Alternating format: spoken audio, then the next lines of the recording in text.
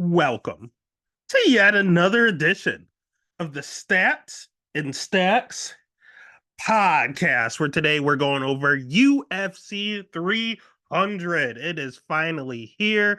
The big shebang UFC 300 Hill versus Pereira. First things first, make sure you give this video a like, hit subscribe, give a follow over on Twitter, over on TikTok, over on Instagram, wherever there's social media. There's the Stats and Stacks podcast. Last week we had a little controversy here in regards to Melissa Mullins shit the bed. We had Walter Walker. I did not like, honestly, I didn't like weigh-ins for Melissa Mullins missing weight. I didn't like how Walker looked at weigh-ins either, and I switched to Ignacio Bahamundes, where Bahamundes was great, but just make sure you give a follow on Twitter if there's a switch like that post weigh-ins. It is important to me, at least, weigh-ins, and kind of dodged a bullet with Walker there. So make sure you give him a follow over on Twitter.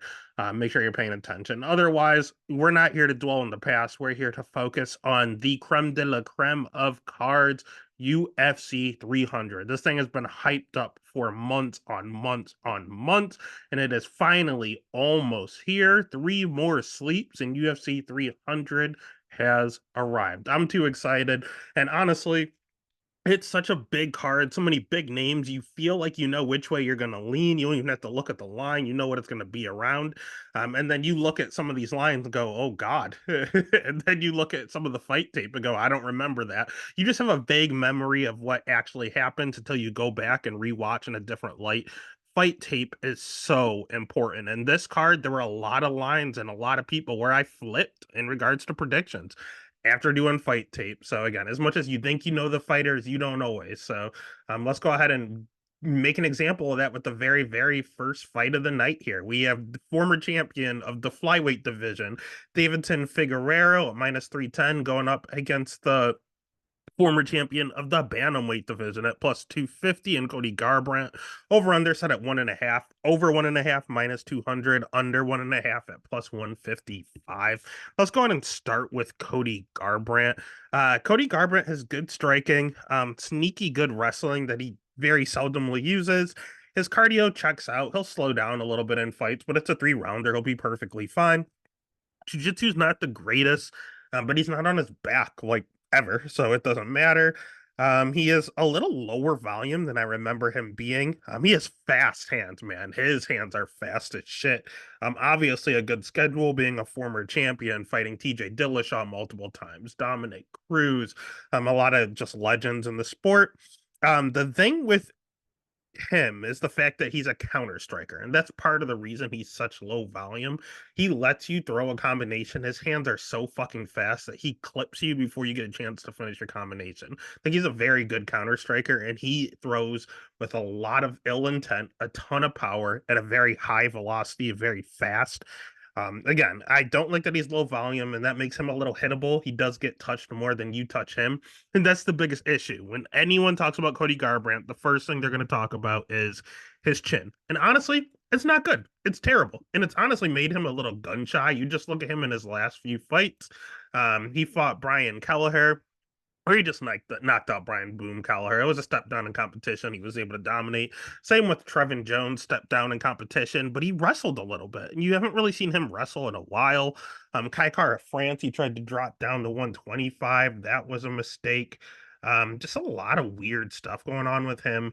It all started around this time period. He got knocked out for the title, got knocked out again, got knocked out again. So that's 3 consecutive knockouts. Got a win over 40-year-old Rafael Sunsao, which, get the confidence back. And then Rob Font drops him repeatedly, where he tried to wrestle because he was gun shy. Kai Kara France knocks him out as he goes down to 125. So this dude has 5 career losses, and 4 of them are by KO. That is the literal definition of chinny. Yeah, not a great look. He can dish it out, but he can't take it. So it's really contingent on who he's fighting. On the other side, we have Davidson Figueroa, who was a flyweight initially, but he's a huge flyweight. He's 36 years old, can't make 125 anymore. It was killing him to make 125, so he went up to 135. He fought Rob Font. He looked just fine at 135. He looks like he should have been at 135 a while ago. He has good striking, sneaky good jujitsu, sneaky wrestling as well. Both of these guys can wrestle their asses off if they have to. Offensively, Defensively, Davidson is rocking a 58% takedown defense. He himself is a little lower volume, but has a ton of power. It's the same ordeal here. Pretty decent cardio. We've seen him slow down in fights, but it's a 3 rounder, so he'll be perfectly fine. Basically the same exact thing. Only difference is Davidson prefers to go forward, and even though Davidson is the one coming up a weight class, he is the one that has a 3-inch reach advantage in this matchup. And the biggest thing I noticed with Davidson Figueroa, we said that Cody's a very good counter striker. Davidson there is there to get countered, man. He gets hit all the time in the middle of his combinations, and that does concern me. Unlike Cody, he has a chin. He's able to take punches, but I don't like that he gets countered so much in the middle of his combination. That is not a good look. Um, and he's not going to be much, there's not going to be a big size difference. Both of these men have made 125 at one point. So both of them should have been at 135 the whole time, but I'm very concerned. I came in thinking Davidson has the jiu-jitsu edge. He has the power edge. Cody can't take a hit. It's going to be just fine. But Cody's faster than Davidson, and Cody's a counter striker, and Davidson gets countered all the fucking time. Can Cody put Davidson's lights out? Absolutely. Can Davidson put Cody's lights out? Absolutely. So I don't know, man. I'm looking at this over under -200 at over 1.5. I don't know. This under might hit, but then I'm thinking if Cody wins, it might be by decision because Davidson's so durable. I don't know. This is sketchy. I think if it's a Davidson win, I think it's inside the distance. If it's a Cody win, I think it goes the distance. So you're really just picking a side here. At that point, I'll go ahead and I'll pick Davidson. He has more routes to win. However, when it comes to betting, this line is wide. He should not be -310. Cody should not be +250. I kind of want to sack up and put my balls on the table and put Cody. But what I'll probably end up doing is playing with an outline and take the under 2.5. Under 1.5 is +155. Under 2.5 is -135. That's great value there. So the pick is going to be Davidson, but I'm going to kind of hedge a little and I'm going to take the under outline under 2.5. Next fight of the night is another one where I've gone back and forth with. I know what I have to do, but it's not what I want to do. We have Bobby King Green as -180 favorite going up against Jim Miller at +150. Over under also at 2.5. Over 2.5 is -150. Under 2.5 at +120. Let's start with Bobby King Green. Bobby Green's good, man. He's always been underrated, and now people are finally hit to how good Bobby Green is. Problem is, it's a little late in his career. He's 37 years old. He throws a ton of volume. Like he never stops punching. He's synonymous for having his hands real low and just rolling with punches. He has a 74% takedown defense. It is not easy to take this man down. He has really, really good cardio, kind of weaponized cardio. That's the best part of his game. He generally doesn't have a ton of power. I know he knocked out Grant Dawson 2 fights ago, but outside of that, he doesn't really knock out anyone. He's been in the UFC for years, like almost a decade, and has like 2 career knockouts in the UFC. The thing with him is that he's 37, and he is known for his good cardio and durability. And the durability is starting to go at 37. We saw him get viciously knocked out by Jalen Turner. He got knocked out 3 times in one fight in the span of 2.5 minutes against Jalen just 4 months ago. I wish he gave himself a little more time there, but I don't know, man. 4 months ago is a little excessive. He also got knocked out by Drew Dober. I think that's the first time he's been knocked out in a very, very long time. We've seen him chin checked recently. So 2 of his last 3 losses have come by knockout, or 3. Sorry, his last 3 losses all came by knockout. Islam was a TKO, so I don't know what you want to do with that. But technically his last 3 losses have been by knockout. Good news about him though is that he's fighting Jim Miller. And Jim Miller is 40 years old, so he's even older than Bobby King Green is. Jim Miller does carry some power. He does pack a punch, but he's a little slow. Bobby's pretty quick, pretty spry, and Jim's kind of just physically slow. He always has been. I don't think that has anything to do with him being 40 years old. He's just always been a naturally slow guy. He's more of a jiu-jitsu guy. He has some power on the feet, but it's very low volume. And he wants to take you down and he wants to out grapple you. He has really, really, really good Brazilian jiu-jitsu. That's the best part of his game. His cardio's okay. He'll go a 15 minutes. He definitely slows in round two. He's definitely very tired in round three, but he's gonna keep pushing through and go hard the whole 15. Big thing with him is that he's very weak to the body. A lot of guys are doing just killing him to the body. We saw Pettis, we saw some other guys literally just take him out with like body kicks. He does not react well when he gets kicked to the body. And Bobby Green's a little bit of a headhunter, so that'll be interesting here. Jim's wrestling's okay. It's not good. It's not bad. It's serviceable. He's just again more of a jujitsu guy. He's pretty durable himself, so I don't think Bobby's gonna be able to get him out of there. And Jim himself is a 48% takedown defense. That number surprised me a little, to be honest with you. But I don't see Bobby Green also taking him down. What I see is Jim Miller either catching Bobby Green with a knockout, because Bobby Green, mind you, has not been submitted in a very long time. Like the very beginning of his career, like 20 years ago, maybe he got submitted, but he has not been submitted for quite some time. So he's not going to submit him. Jim Miller can knock him out. Again, Bobby Green has been knocked out three of his last three losses. However, he's so slow. I think Bobby Green should have the speed and athletic advantage, but he doesn't have any power. You're not going to knock out Jim, and he only headhunts, so you're not going to put him out.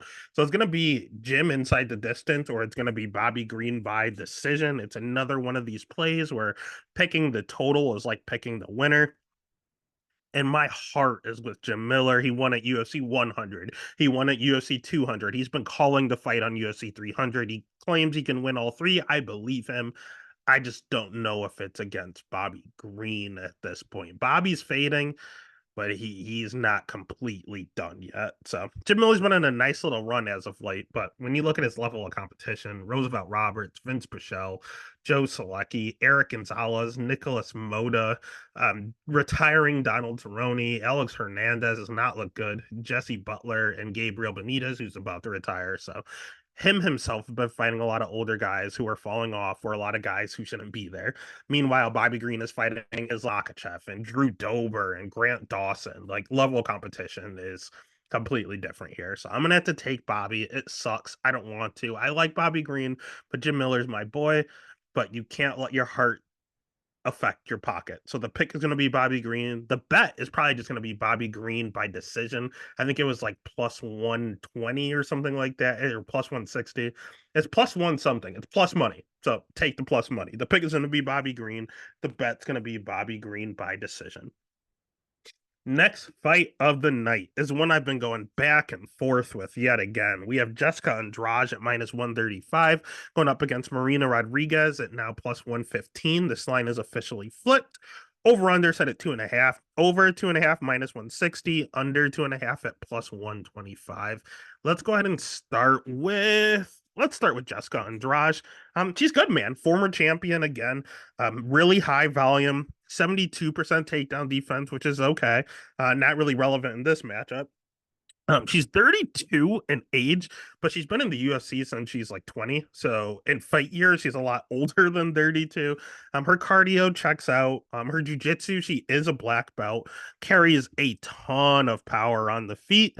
The thing with her, she has a really good schedule, but she's getting a little chinny. She is getting a little chinny. You looked at her getting rocked by Aaron Blanfield's not a good look. She got knocked out by Yan Janan, which she's generally a decisionator, so that's not the greatest look. We saw her get absolutely dismantled by Valentina Shevchenko. Wei Li Zhang is really good, but knocked her out in 40 seconds. So she's getting a little chinny. On the other side, again, people don't talk about her wrestling or her jujitsu. It is pretty decent. Has she been wrestling recently? No. Does that mean she can't do it? No, she's very well rounded. She's good everywhere. She's fought good level of competition. She was all the way up at 135 when she came into the UFC. This fight's going to take place at 115. She is fighting everyone, everywhere, at any time. She's the female BMF. She will fight you no matter what weight class you're in. She's coming for you. She's fought Olympic wrestlers. She's fought world class BJJ practitioners. She's fought old women. She's fought people who have a ton of power. She's fought the who's who, former champions, former title challengers. She's literally fought everyone from weight class to weight class. I mean, she's fought Raquel Pennington, who is the bantamweight champion right now. She's fought Wei Li Zhang, who is the featherweight, or sorry, who is the strawweight champion. And then she also fought Valentina, who is fighting for and is a former flyweight champion. She's fought everyone everywhere. I love Jessica Andrade. On the other side, we have Marina Rodriguez. Rodriguez is sneaky good, and no one ever talks about her. Biggest issue with her is that she's 36. But in women's MMA, you can go on a little longer, a little later in your life. She's going to have a 3-inch reach advantage here, which is nice for her. She throws a lot of good volume. The problem, she has really, really, really good striking. The problem is her wrestling. She has a 66% takedown defense. Her jiu-jitsu used to be very, very bad. She has worked on it. It has gotten much better. She's still not good on the ground, but she's competent. So she has really good striking. She has an okay ground game, but she can't wrestle to save her life. She's very, very good at countering, which is going to be good because Andrade likes to throw a ton of heat, kind of chin up, and she loves the pressure forward. So Rodriguez is going to be perfectly fine backing up the entire time. She can be countered herself, so that scares me with the amount of power that Andrade is throwing with. So that's a little concerning. Uh, she might be getting a little chinny as well. We saw her knocked out against Amanda Lemos. We saw her cracked against, oh God, who cracked her? Was it Michelle Watterson that cracked her? She's been cracked a few times, so it's a little concerning. She's 36 years old. But again, in women's MMA, she's perfectly fine. Nothing too worrisome. The thing is, this is probably going to predominantly be a stand-up fight. Although Andrade is good on the ground, she's not great at top control. She's all right. She's a black belt. She's more submission over position. So if Rodriguez is able to work her way back to her feet, we saw Michelle Watterson Gomez take her down, and she popped right back up after. Like, she was not playing games the second time they fought. Michelle came in with a game plan to take her down. And she just had a good get up game now. It's been years and she is not getting exposed anymore. And now Andrade, if she's going to come in and try to do the takedown thing and Marina keeps popping up, then it turns into a striking affair. And if it's a striking affair, it's a 50-50 fight. And the judges have been going on damage over wrestling anyway, damage over control, damage over everything. And although they both hit the same, Rodriguez doesn't really show it. Andrade is a bleeder. I mean, when you look at her picture, it's just her covered in blood, and it's not going to be a good visual. It's going to sound stupid to pick someone contingent on how their face is, but to be honest with you, they're both going to land hard.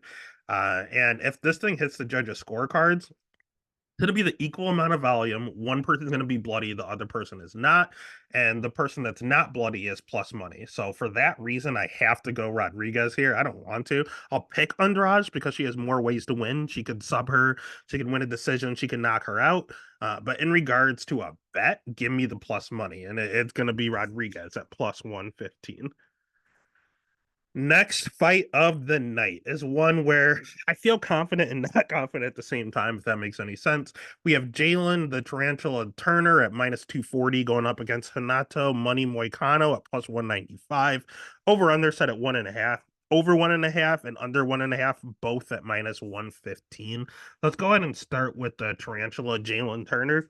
Dude's good. He's been underrated for years, and people have finally caught on to how good this dude really is. He's 28 and he's in his prime. You do have to watch weigh-ins because he's missed weight multiple times, but that's because he's not supposed to be at 155. This dude is massive. He's 6'3". What the fuck is he doing at 155? It makes no sense. He's going to have a 3.5-inch reach advantage here. He throws with a ton of volume. He has a ton of power now. He's really filled into that 155 somehow frame. Really good striking, sneaky good jujitsu, a lot of good front choke series with his darce chokes and his guillotines. A lot of front with those long, lanky arms, a lot of just front choke series that's very good. His wrestling 75% takedown defense, and he'll even mix in a takedown here or there. The problem with him is that he does slow a little. People will say he's chinny because he got rocked by Dan Hooker, but Dan Hooker's a good fighter. I know he got knocked out by Vicente Luque, but he took that fight up a weight class on short notice back in 2018.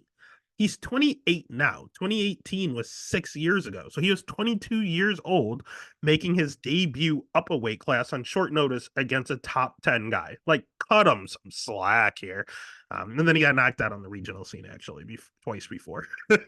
So I have nothing to say there, but he also didn't really know what he was doing. That was back in 2017 and 2016. So the kid was 21 years old. So at the end of the day, he hasn't been knocked out in quite some time. Last time was 6 years ago, and he's filled out and he's fought power puncher since then.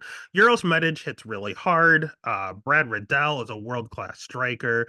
Mateusz Gamrot's good, and he went to a split with him. Like he's perfectly fine. And then again, we talked about Bobby Green getting viciously knocked out 4 months ago. Yeah, it was Jalen Turner that did it. Jalen Turner is a problem right now.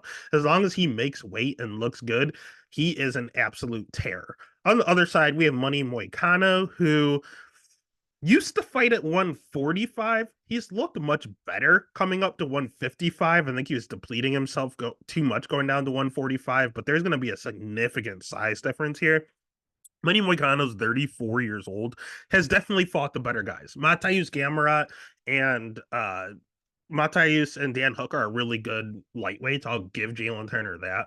But Moicano has fought RDA, a former champ, Rafael Fiziev, Korean Zombie, Jose Aldo, like Brian Ortega, Calvin Cater, and has got wins over some of these guys. So yeah, he's definitely fought the better guys.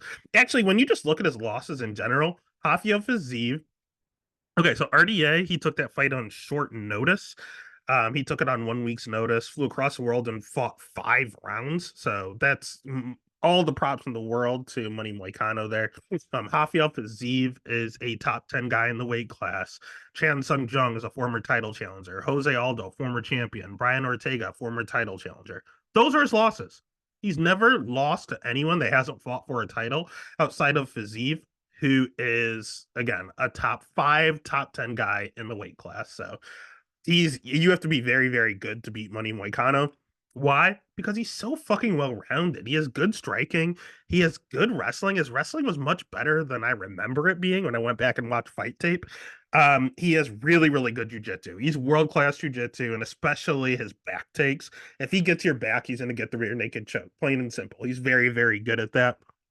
The problem with Money Moicano, like outside of the size, is that he prefers the body lock takedown. Body locks are much easier when you're taller than the other man. If you're shorter, and much shorter as he's going to be in this case, it's better to shoot a double or a single.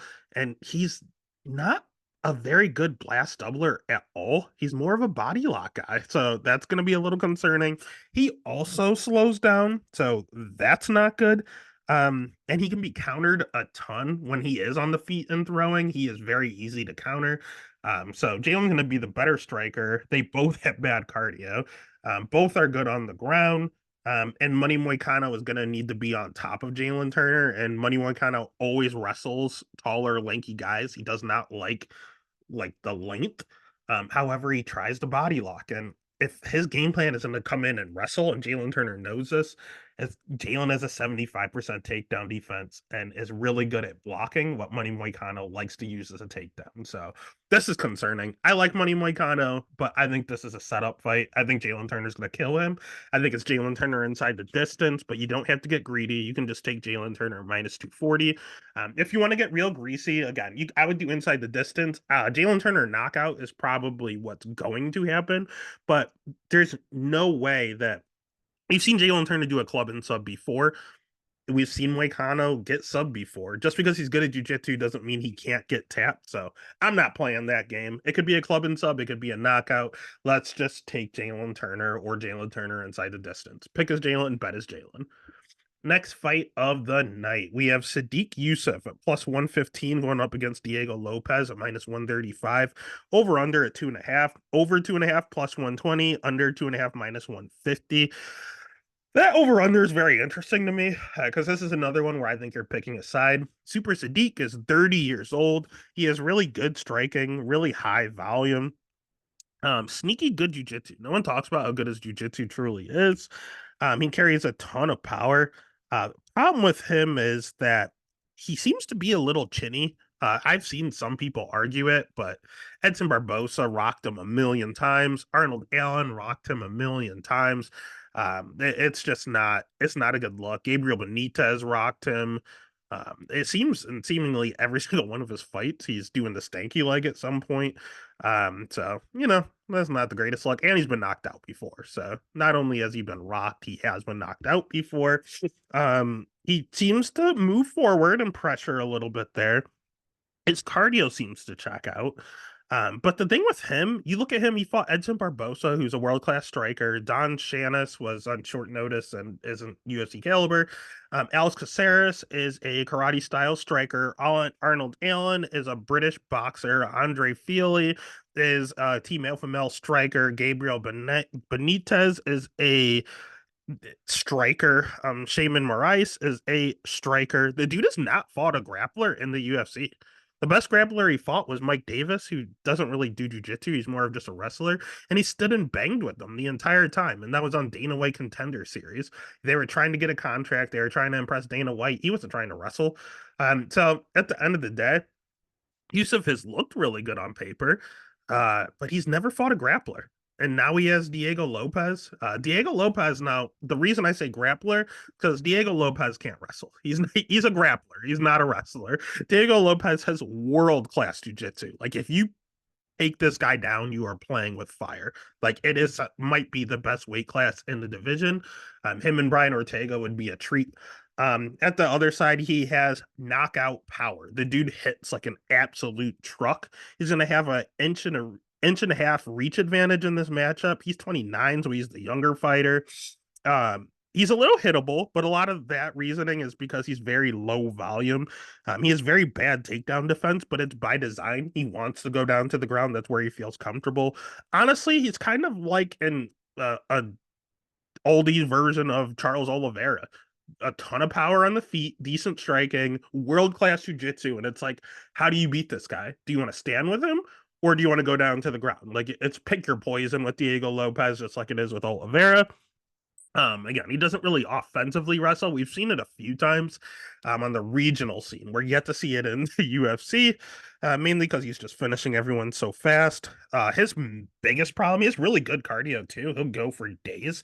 His biggest problem is that he plays guard. He's very confident, very, very confident, and he's very, very durable. So when you take him down, he thinks he's going to submit you. He thinks it's not a matter of if, it's a matter of when. And it gets real, real greasy. We saw Nate Richardson get a split decision win. We saw Janderson Brito get a win. We saw Mazar Evloev get a win. All of those are really good fighters, honestly. But it's all by grappling. He has one knockout loss way back in 2018. But outside of that, he has a pretty granite chin. And he can just take him down and try to stay on top and stay safe. Can Yusuf stay safe? On paper, he has good jujitsu, and it's not bad from what I've seen. But is it world class like Diego? No, you don't take down Diego Lopez. Do not take him down. Yusuf will probably get subbed. So that leaves him standing with Diego Lopez. That's the thing. I think Yusuf could outpoint him all day. Diego's very, very hittable. It is not, if you want to say you're betting the underdog who's the better striker, I totally get it because Yusuf is the better striker. Yusuf's probably the better wrestler. He's going to be able to decide where this fight takes place. The problem is Yusuf is chinny. If he wants to stand the whole time with Diego, there's a good chance he gets clipped when he gets put out. If he wants to take him down, there's a good chance he gets submitted. So he's just going to have to jab him to death and be boring. Is he willing to do that? I don't know. I have no idea. I don't feel good about it. But at the end of the day, I will have to go with the guy that has multiple ways to win. So the pick is going to be Diego Lopez, and the bet is going to be tonight might be the night, Diego Lopez. And that takes us to the next fight. And I don't care what anyone says. You want to get nuts? Let's get nuts. We have Holly, the preacher daughter, home at plus 330, going up against Kayla Harrison at minus 425. Come back on home is plus 330. Over 2.5 minus 166, under 2.5 plus 130. Let's start with Kayla Harrison because we don't know if this fight's even going to take place. Kayla Harrison is 16-1. Honestly, realistically, probably 17-0. She's 33 years old, making her UFC debut. The reason she's minus 425 is because she's a millionaire, because she keeps winning over in PFL. She absolutely dominates all these girls over in PFL. Why? Because she is a judo gold medalist, two-time judo gold medalist. So you think of how Ronda Rousey came in to the MMA circle and just dominated girls left and right because women's MMA, most women can't wrestle. And she just came in and dominated easily. She was the better grappler, the better wrestler, and was able to submit everyone real easily. That's exactly what Kayla Harrison was doing. Only Ronda was a bronze medalist. Kayla's a two-time gold medalist. This girl is strong. She is a great world-class wrestler. Her jiu-jitsu's good. I thought it'd be a little better than it is, but it's okay. She's pretty arm bar heavy. Otherwise, she likes to stay on top and ground and pound. She has a ton of power, and if you want to mess with her on the feet, she's okay. She's not a good striker by any means, but she's serviceable. A lot of these wrestlers can't strike at all. She can strike a little. She can hold her own. It's not going to win her anything, but she'll keep you busy. She'll keep you not entertained. She'll keep you honest to the point where when she shoots the takedown, you're not suspecting it, but it's inevitable. And when she gets a hold of you, you usually go down. She's just a bully, man. She's a little hittable on the feet, but outside of that, she's a bully. She grabs you and you cannot move. You're thinking, why on earth has she not been in the UFC earlier? She's 33 years old. What has she been doing? What she's been doing is fighting at 155 over in the PFL. Yeah, 155. There's not a 155 weight class in the UFC. And this girl, they've gotten rid of the 145 weight class. So this girl's dropping all the way down to 135. 20-pound difference from what she usually fights at. And she's the minus 425 favorite. I get the Olympic pedigree. I get that she's essentially undefeated because her only loss is a split decision that I honestly thought she won. Um, I get Kayla is good, but Kayla is 33, making her debut in a weight class 20 pounds lighter. This isn't 10. We just saw how fragile Cody Garbrandt looked at 125 when he dropped 10 pounds. We've seen people drop 10 pounds left and right and just look pretty fragile and not a shell of themselves. She's dropping 20 fucking pounds for a female MMA fighter at 33 years old. I'm not trusting that at minus 425 at all. On the flip side, there's red flags everywhere with Holly Holm as well. There's rumors it may be her retirement fight. That's a con. She's 42 fucking years old. That's a con. She has a 78% takedown defense, but she hasn't really fought any wrestlers. The best wrestler she fought was Miesha Tate, and once Miesha Tate took her down, she subbed her. So her jiu-jitsu is okay. It has gotten much better, in all honesty. But she's known for her striking. She is a world-class striker. She's a world champion kickboxer. Her wrestling has gotten better. She loves to clinch. That's my concern because clinching is literally Kayla's bread and butter. All Kayla wants to do is clinch and take you down. Holly, in her old age, has been able to outmuscle girls and just goes in the clinch. She'll strike, she'll strike, she'll strike. Then she'll go in the clinch and take you down, or honestly, just hold you up against the cage. She loves to hold you against the cage and dirty box. That's all she's been doing. She has good cardio. She's freakishly strong herself. But she has been doing that clinch work against the cage way too much as of late, to the point where she's not even using her world-class striking. And that's concerning. That means she has to go back to the roots. If she wants to use what she's been doing, she's going to get tossed around the octagon like a sack of potatoes. Like, she cannot just clinch with Kayla Harrison. She's going to toss her around. The problem is for how long? We've never seen 33-year-old Kayla Harrison at 135. Is she going to gas? Because she is slowed at 155. She's never fully gassed out, but she's definitely slowed down in her fights before. Holly can go for fucking an hour. Like, she does not slow down. She has really, really, really good cardio. That's one of the best parts of her game.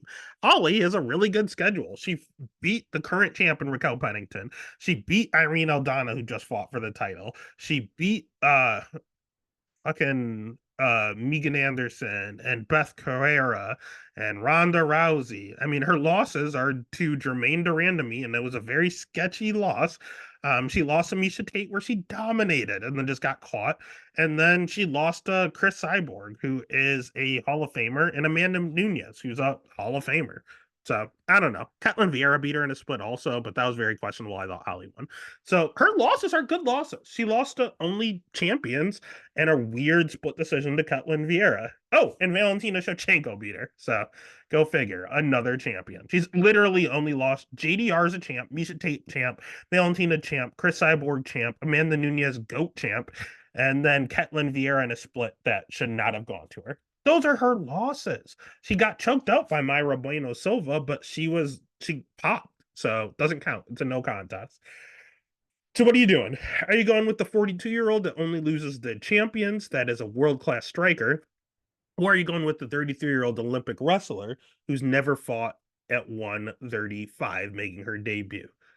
I think it's a pick 'em. I don't know what it's grappler versus wrestler or grappler versus striker personified.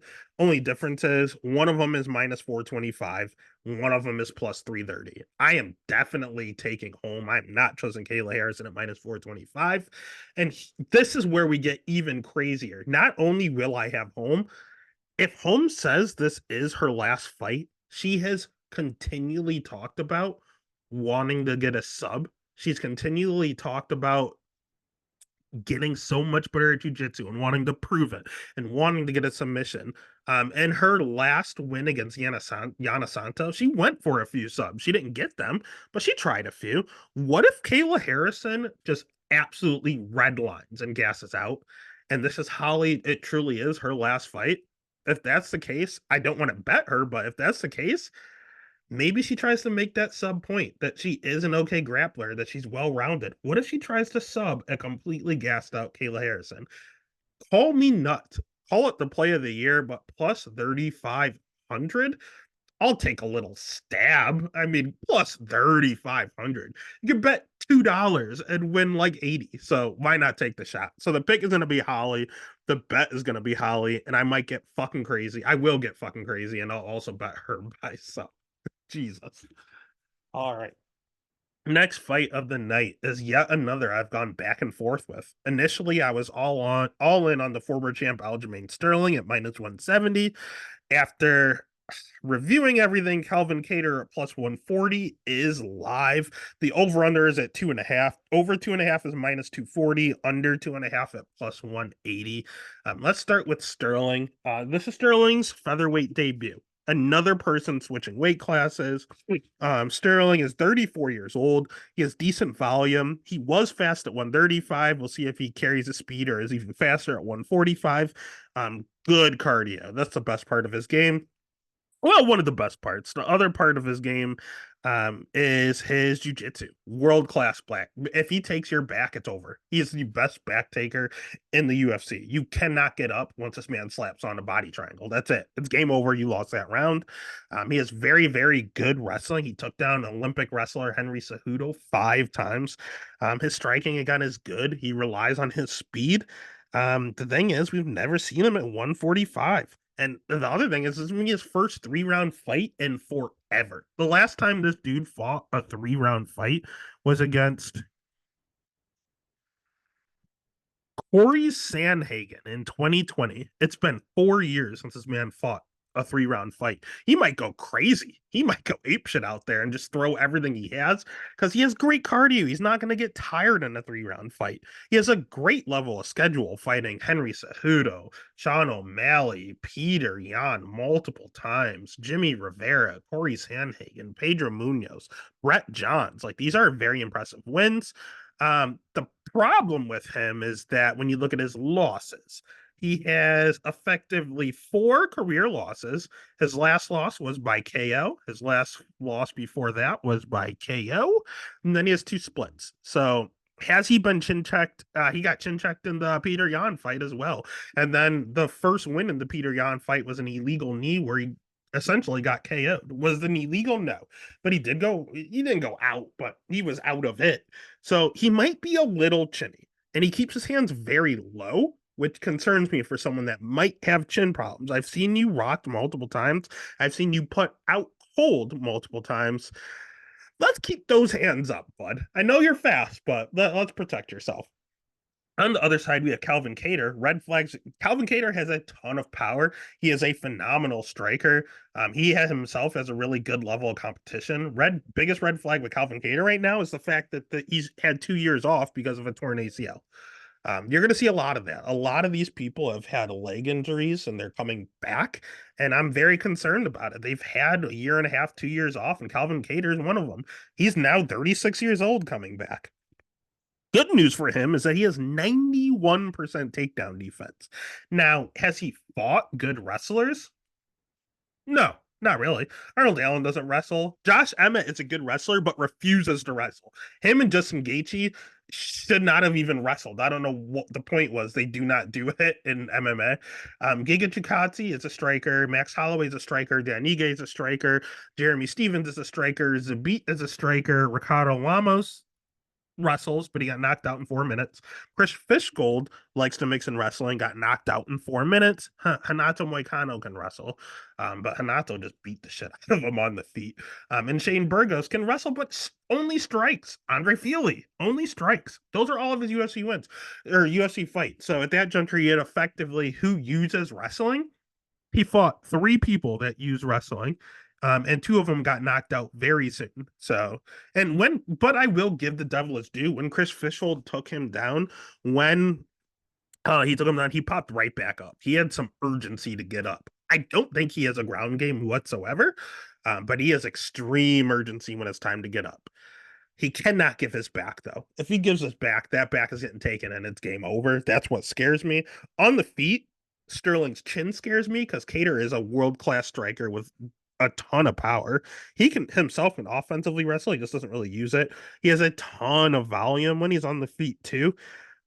So in all honesty, this is another grappler versus striker. We have a guy moving up in a weight class going up against someone who's coming back from an injury. Sketchiness. Great fight. Love the fight. Hate betting it. I don't know which way to go. I'm going back and forth. I'm praying that maybe going up a weight class, sometimes you see people get more durable. They have more water in their head and they're able to take more shots. If that's the case, Sterling's very pillow fisted. He is not finishing Kattar on the feet. In Kattar's case, he just has to stay safe on the ground or get back up and get jabbed to death. This makes me feel like this could be the Jimmy Rivera fight all over again for Sterling, where he just had to jab him the entire time. If he can't take him down, if he can't take down Kattar, he's in trouble. I don't want to pick a side here because if he can, Kattar's in trouble. I'm just going to take the over. I think Kattar can stay safe on the ground or just get the fuck up, or Sterling cannot get knocked out on the feet and just jab him to death. I think that's the safest way to play it. So the pick is going to be Sterling. I'll trust the grappler, but I'm just going to take the over 2.5. That's all I'm going to do there. Next fight of the night is one where you try to not let personal bias take effect, but when it helps you pick, I'm not going to turn it away here. We have Yuri Prohaska at plus 100 going up against Alexander Rakic at minus 120, over 2.5 plus 125, under 2.5 minus 160. Let's start with Alexander Rakic, who is making a return after a long leg injury. Alexander Rakic tore his ACL when he fought Jan Blachowicz in his last fight, and now he's coming back after 2 years off. Here's the biggest concern: 32 is still fine. That's a good age. The problem is he's very kick heavy. Is he going to trust his leg? It's his first fight back, and he kicks all the time. Heavy leg kicks, heavy body kicks. He'll throw that head kick up there. He kicks a shit ton. and he's coming back from a torn ACL. That's concerning. When he is on top, he does do position over submission. He does not do heavy ground and pound. He does not go for a ton of subs. He really just wants to stay on top and hold you down if he can get you down. His wrestling's okay. It's not good. It's not bad. It's serviceable. His striking with his little kick heavy game, it's not good. It's not bad. It's serviceable. And his jiu-jitsu's not good. It's not bad. It's serviceable. This dude is the definition of a generalist. He prefers to counter when he's on the feet. And he does have a propensity to slow down his fights from time to time. But other than that, he's not good anywhere. He's not bad anywhere. He's just fucking there. And he keeps winning. He keeps finding himself in good situations. Like Anthony Smith, he kicked his leg and then he like, I don't know if he hit a nerve or what. Smith couldn't move, and Smith just had to drop down to the ground, and he just stayed on top the whole time. Thiago Santos, same ordeal, was able to just stay safe in a very boring fight. He might be the most boring 205 pounder I've ever seen in my life. I hate him. He's not fun to watch. He's not that great at anything. He can just game plan whichever way he wants, but he wins, man. He's a winner. He's not good. He's a winner. On the other side, we have an absolute wild man, the samurai they call Yuri Prohaska, former champion of the weight class. Only has one loss in the UFC, and that is to Alex Pereira. And it was a little bit of an early stoppage. I had Pereira in that fight, so initially I thought it was fine. I went back and rewatched. The ref stepped in a little early, but it wasn't egregious. Yuri's going to have a 2-inch reach advantage here. He's 31 years old, so he is a younger fighter. He throws a ton of volume. He's going to make Alexander Rakic work. He has a 68% takedown defense, kind of a low number, but it's serviceable. My biggest problem with him is that he doesn't check leg kicks. That's not good because, again, Rakic, kick heavy. All he does is kick. Not a good look. Also, very low hands. Like I talked about Sterling, this man's hands are all the way down at like his kneecaps, and he does it intentionally. He prefers to fight that way. uh, some people can get away with it, like Bobby Green earlier in the night. He gets away with it all the time. He's very good at rolling punches. Yuri is not. Yuri has been cracked again. His last fight, he got knocked out. He's been knocked out on the regional scene by Muhammad Malal, by King Mo. He got knocked out before in the regional scene. He's been submitted in the regional scene. Like he's a very killer, be killed fighter. His cardio's okay. It checks out. He's there to fight. He's fought a really good level of competition even before coming to the UFC. Again, he's a very creative striker. He throws shit left and right. Like Dominic Reyes, he knocked out with a spinning back elbow. He's never thrown that before in his life. He just throws random shit when it's coming to him. He says he's in a flow state and he's a samurai and he does all this crazy shit. He's mentally insane and he's so fun to watch. His style scares me. He's never someone that I will ever trust as a favorite because he's fucking unpredictable. He himself said he doesn't know what he's going to do. So how do you trust him with his money? But this wild man is going to make this 2-year break, slow, methodical guy go at a pace. And I'm praying that's enough. Can Yuri get chin checked? Absolutely. Rakic might kick his fucking head off in 1 minute and I'll look really stupid. But Yuri, he's had a lot of fights, man, like a ton of fights. He has effectively had 36 fights. He's only been knocked out twice, so maybe there's a method to the madness. And at plus 100, the better schedule, the better striker, competent on the ground, okay wrestling. I'll take Yuri. The pick is going to be Yuri. The bet's going to be Yuri at plus money. Next fight of the night, we don't have to spend a lot of time on. We have Bo Nickel minus 2,100. Went up against Cody Brundage at plus 1,100. Over under at 1.5. Over 1.5 plus 240. Under 1.5 minus 330. Bo Nickel keeps finishing everyone in like 2 minutes. Eventually, someone's going to make him go longer, make it out the first round. It's not going to be Cody Brundage. Bo Nickel has good striking. He is world-class wrestling. He was an Olympic alternate in regards to wrestling. He's 28 years old, has been training his whole life. Like his mom and dad both are lifelong martial artists.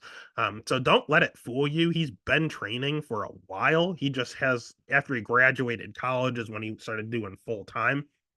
And he's good, man. He's a 4-inch reach advantage. We don't know about his cardio because he finishes everyone in 30 seconds. His jiu-jitsu's, it seems good. It could use a little work, but it's very serviceable. We've seen him getting triangles. We saw him get arm triangles. We've seen him get rear naked chokes. Like he's solid on the ground. He's going to grappling competitions. Like he's good on the ground. Striking, we don't see a lot of, but what we do see is power. The dude hits fucking hard. He's dropping people left and right, knocking people out left and right. And I mean, the most we really saw was him against Val Woodburn. Uh, it looked okay. It looked a little weird, a little peculiar. He was throwing them from weird angles. But hey, it was powerful, it was effective, and he got his ass out of there in 38 seconds. So who am I to say that he can't strike? Spot a lot of bums because they're trying to pace him correctly, and I love that. And I think Cody Brundage is an appropriate step up. Cody Brundage is another college wrestler, but unlike Bo Nickel, that's where it stopped. Bo went to the Olympics. Cody stopped at college. Cody is pretty good jujitsu, but he is work. If there's anyone worse than Dustin Poirier with jumping guillotine, it is fucking Cody Brundage. It's an addiction. He can't help himself. On the feet, he's not good. He's a terrible striker, but he carries a ton of power, and no one talks about it. The dude hits hard. He has a ton of knockouts on his record. I mean, a ton of submissions. He is good on the ground. It's just he won't stop jumping fucking guillotine. If you're a world class jiu-jitsu practitioner, he's jumping guillotine. If it's your first time fighting MMA, he's jumping guillotine. If you shoot a takedown on this guy, he's jumping gilly. He doesn't care. No matter who you are, no matter what you do. Zach Reese, he knocked out easily. Jacob Malkoon, he's a quitter. And that's the thing. He's very, very, very mental. We everyone always compares like Alex Hernandez. If he's in his own head, he does well. If he just starts to overthink things, he sucks. Cody Brundage is worse, man. Cody Brundage is all over the place mentally, and he breaks and he quits. Cedric Dumbass is awful, not UFC caliber. He jumped Gilly on him, and then Cedric stayed on top and was able to just ground and pound him, and it wasn't impressive. Neither one of them looked good, but Cody lost to Cedric Dumas. He lost to Rodolfo Vieira, the black belt hunter, because he jumped guillotine on the black belt hunter. He lost to Michael Olian Jaychuk. He went out there and took him down multiple times in the first minute. And then Olian Chaychuk got up and he just looked defeated that he couldn't hold him down and eventually succumbed to strikes. Like he just quit on himself. Daucha was beating the absolute shit out of him. Then he jumped guillotine and actually got it for once. So good on him. I don't know, man. This dude's just a quitter. If you back him into a corner, he folds up and he wants to go. And Bo is going to get on top of him and probably just beat the shit out of him. So, I mean, that's why Bo is minus 2,100. That's why the under 1.5 is minus 330. That is insane. But it's probably justified. And in all honesty, if Cody's going to win, it's gonna be because he jumped Gilly. That's gonna be the only way. Will I have money on Cody by submission? I don't know. I'm considering it, but the real thing is to just bet Bo round one. But it's so chalky. Do not bet this fight. Just enjoy Bo, be Bo. If you are gonna bet this fight, you gotta choose Cody inside the distance. He does have power that he will jump that fucking guillotine. So in case he catches him, that's the only way. Otherwise, the pick is Bo, and the bet is Cody inside the distance. But please don't bet this fight. Next fight of the night is one you can bet. The champion has a name. His name is Charles Oliveira at plus 185, going against Arman Tsarukyan at minus 225. Over under set at 1.5. Over 1.5 minus 140. Under 1.5 at plus 110. Let's start with Arman Tsarukyan. Arman is the boogeyman of the weight class that no one knows who he is. People are starting to recognize, and it's too late. The dude's fucking good. He's 27 years old, just entering his prime. He has okay volume, pretty decent striking. It's gotten way, way better throughout the years, but his wrestling is where it's head and shoulders better than everyone. World-class wrestling, good jiu-jitsu. He's fought a good level, I wouldn't say a good level competition. He fought Islam at 22 years old on short notice in his UFC debut. That was his UFC debut, as Islam Makhachev. And he took him down up until Alexander Volkanovski. He was like the only man to take down Islam Makhachev. Like he was crazy at 22. He didn't care. Um, He fought someone kind of similar to Charles Oliveira and Davi Ramos. Davi hits pretty hard and is world class on the ground. So I was very interested to see how he approached that fight. And he wanted to strike. He did not want to go down to the ground with Davi Ramos. It was years ago. But in retrospect, he knew that it was a world class jiu-jitsu practitioner. He knows he's good on the ground, but why play his game? He'd rather deal with the power and rather strike at a distance. And you know what? He did a good job. He looked really good against Davi Ramos. He took him down a few times, but it was later on in the round, and his corner said, "Do not take him down." Like his corner did not want him going to the ground with Davi Ramos, and that spoke volumes to me. They don't want him going down with Davi. They do not want him going down with Charles Oliveira. The problem is that distance striking he was doing with Davi Ramos. I don't think he can do it, Charles, because Charles has an inch and a half reach advantage here. And Charles has fought the much better level of competition. Charles is a better wrestler than Ramos. Charles is honestly better on the ground than Ramos. Charles hits a lot harder than Ramos, and that's concerning because Armin is a little chinny. We've seen him get chin checked multiple times in the UFC, and eventually someone's going to put his fucking lights out. It might be Charles Oliveira. Charles Oliveira, again, world class jiu jitsu, good striking, ton of power, wrestling. Okay, offensively, defensively, 55%, but that's by design. He wants you to take him down. Problem with Charles is he himself is a little chinny, so that's concerning. And just like I compare Armin and Davi Ramos fighting each other, I'm gonna compare Charles and Islam. What was Charles' approach against Islam? Charles' approach against Islam was get it down to the ground. Actually, he didn't want to strike with Islam. He didn't have a problem striking with him, but he wanted it down to the ground. He was struggling to take him down, and then he tried to strike, and he started sprawling. You never see Charles Oliveira sprawl. He wants to just go down to the ground. Um, yeah, he started sprawling because he was doing fine on the feet. And then he got cracked and then he got subbed. So that's the thing. Is Armin gonna be scared to go down there with Charles? Charles gets clubbed all the fucking time. Justin Gaethje cracked him down to the ground, but did not go down there. Dustin Poirier cracked him down to the ground, did not go down there. Michael Chandler cracked him, went down to the ground, did not go down there. Islam Makhachev cracked him and went down there and got the submission while he was dazed. Do people think that's the answer now? Is that what Armin's going to do? If that's the case, he might be in trouble because if he goes down to the ground and he was scared of Davi Ramos, I think he's going to be scared of Charles Oliveira. So honestly, Armin should win this fight. He's the better wrestler. He is chinny, but he's not as chinny as Charles. He hits decently hard. He has good enough jujitsu to where he should stay safe, but that's a lot of shoulda, coulda, wouldas with a guy that was a former champion at plus 185. Armin has not had the best level of competition. He fought Islam, yes, but outside of that, Neto, BJJ, and Damir Ismagulov, all these guys are Matt Fravola. They're good fighters. They are not Charles Oliveira. They are not former world champions, and for that reason, give me the former champ at plus 185. The pick is going to be Charles. The bet's going to be Charles Oliveira.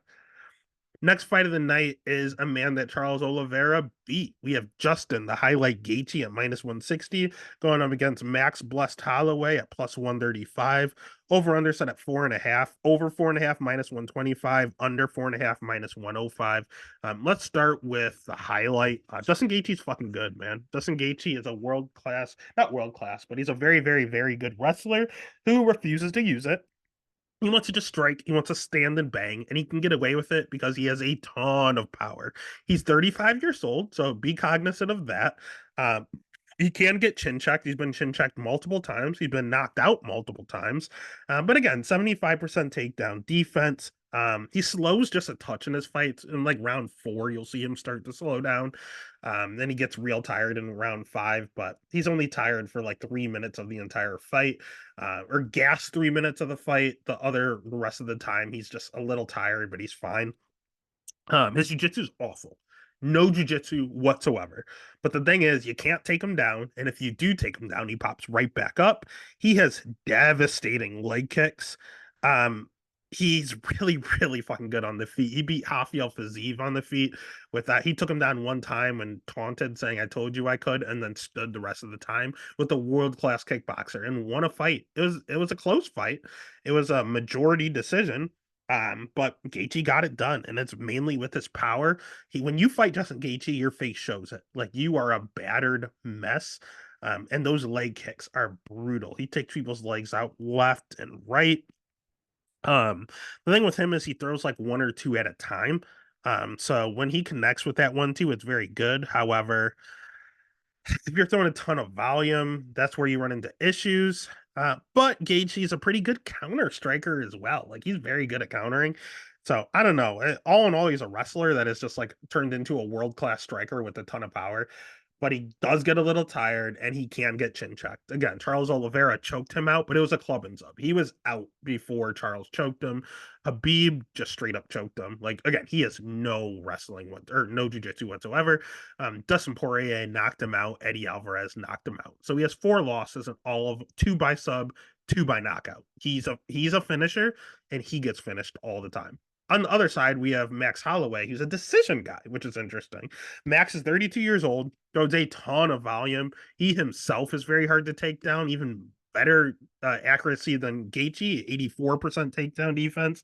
Um, Great striking, some of the best boxing in MMA, great level of competition. He's been in the UFC since he's 20.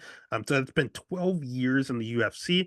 And you talk about Justin Gaethje's losses, they're pretty good. Max Holloway losses, 3 times Alexander Volkanovski, which Volk is a featherweight goat. He lost to Dustin Poirier at 155, and that's pivotal because this fight is at 155.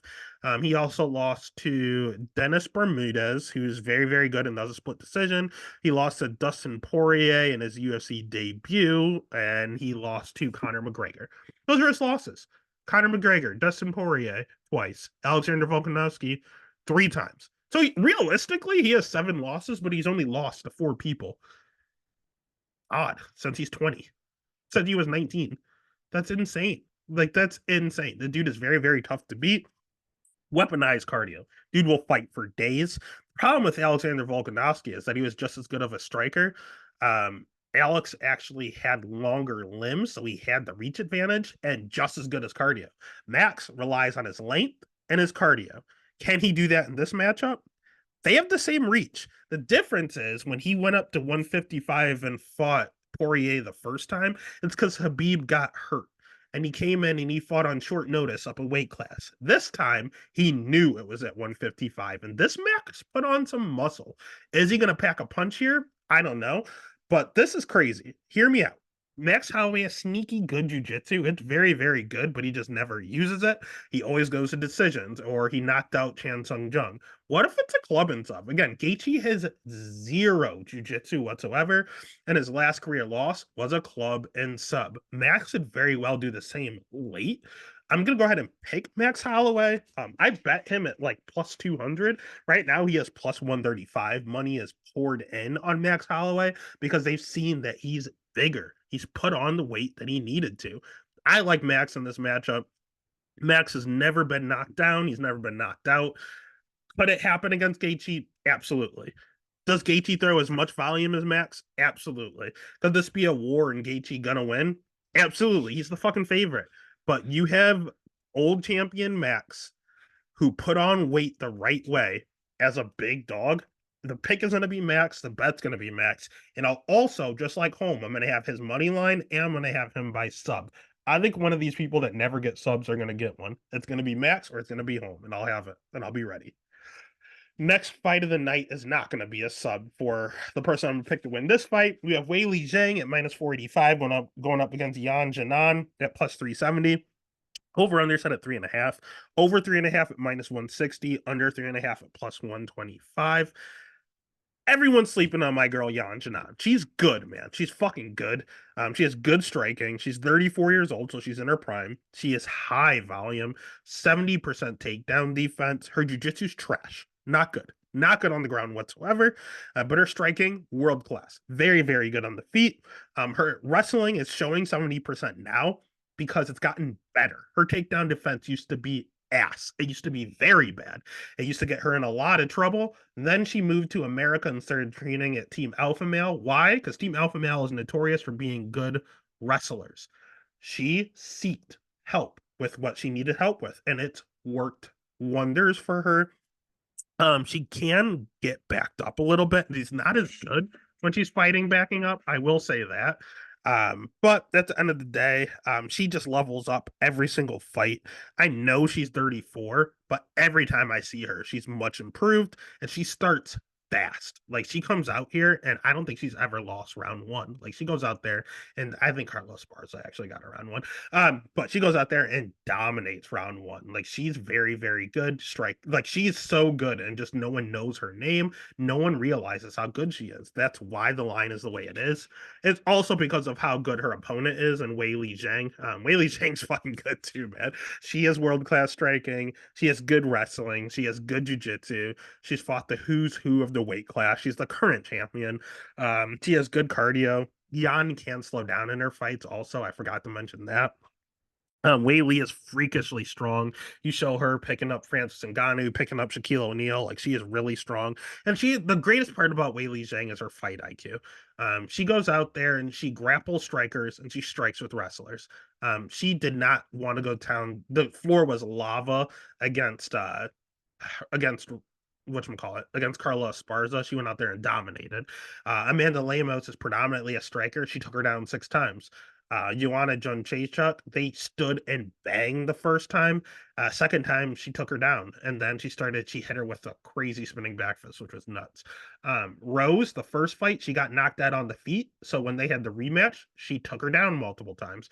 Like she does the right thing. And I thought she won that second matchup for what it's worth. It was a Rose split decision.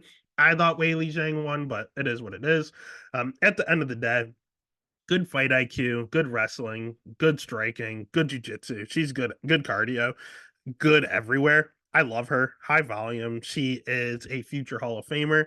But I'm going to take Yan to win. And hear me out. This is why. I think Weili Zhang is going to probably try to wrestle if she wants to win this fight, but she can get goaded into a firefight. Once in a while, she will just stand and throw down.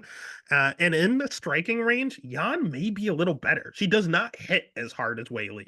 Weili hits 10 times harder. But I think this is very reminiscent of the Joanna Jędrzejczyk versus Weili fight. And they stood, they traded, they banged. And Weili won a split decision that I thought should have went to Joanna. If she does the same and doesn't take her down, I anticipate her taking her down and probably winning the fight.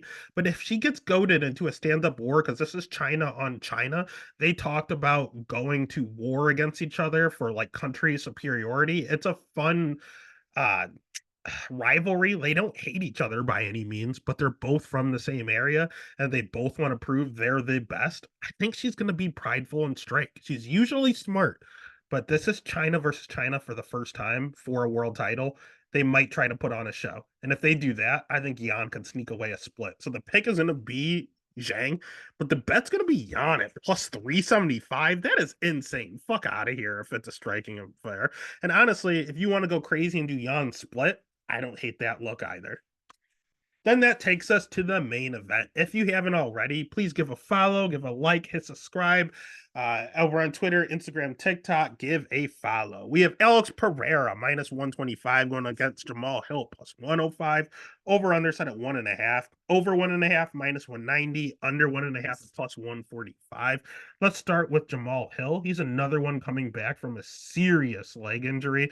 Jamal had a torn Achilles. And this is going to be his first fight back. He never actually lost the light heavyweight title. He has really good striking, a ton of volume, pretty shaky takedown defense, but has a really good get up game. Again, I just want to emphasize how good this kid's cardio is. Sneaky power, it's not great. It's a little overrated at times, but it's not terrible. He can knock you out. His fight IQ is my biggest issue. We saw him fight Paul Craig. He said, I'm great on the ground. I'm going to show you. And he took down Paul Craig and proceeded to get tapped out. We saw him fight Thiago Santos and not shoot a single takedown when Thiago's known for just being a power puncher. Same with Johnny Walker. Not a single takedown. but proceeded to strike with a power puncher. Like, I don't understand. Paul Craig is the only one that had jujitsu outside of Jimmy Crute, but why on earth are you taking down Paul Craig but not taking down power strikers? It makes absolutely no sense. And now he's saying that he is not going to take down Alex Pereira. He is going to stand and bang. And I fucking believe him because he told us this before with Paul Craig. He said, I'm going to take him down and I'm going to show him I'm good on the ground. Jamal is good on the ground. That's the thing. He could win this fight if he takes Alex down and subs him. He is legitimately good on the ground. It's not Paul Craig good, but now he's saying he's better than Alex on the feet and he's going to knock him out. He can, but why do that? What is wrong with him? Like, I believe him when he says he's going to stand and bang.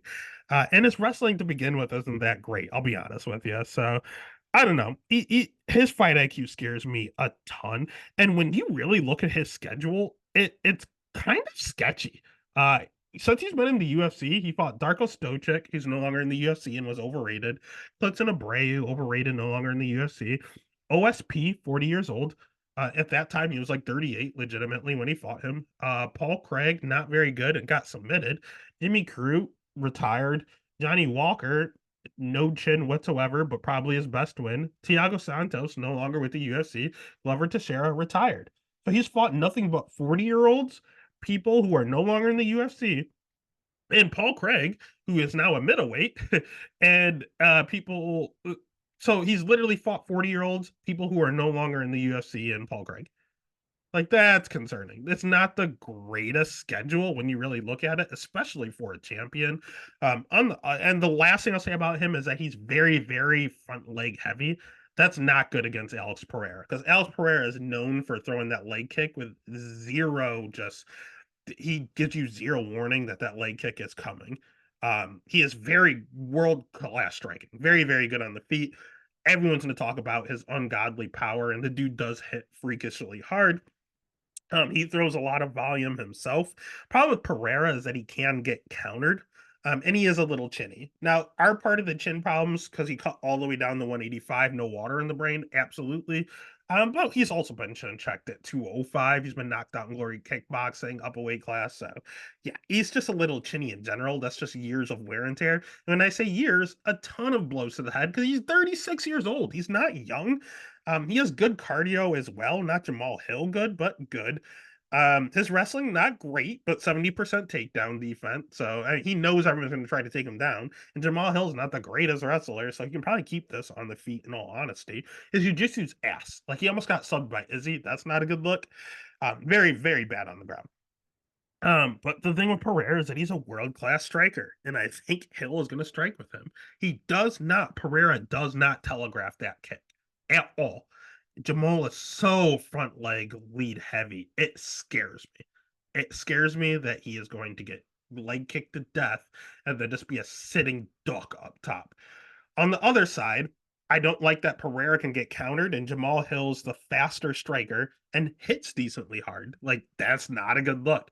So at the end of the day, I'm probably looking at the under, but it's probably going to be more of an accumulative damage type ordeal. So I do not see this fight going the distance, but the over 1.5 isn't a bad look. I don't really want to pick a side here. If anything, I'm taking Alex Pereira. He's not coming off of a torn Achilles. So I'll pick Alex Pereira, but if anything, I'm probably betting the over 1.5. It's probably the way I'm looking at it. And that's UFC 300. It's a great card. It's a scary one to bet. I love props on here, and it only takes one prop to make your whole night. Outside of that, though, it's a very, very fun card. Tough to bet, but it's going to be enjoyable to watch. And when we're making money in addition, it's just going to make it that much sweeter, baby. Let's get it.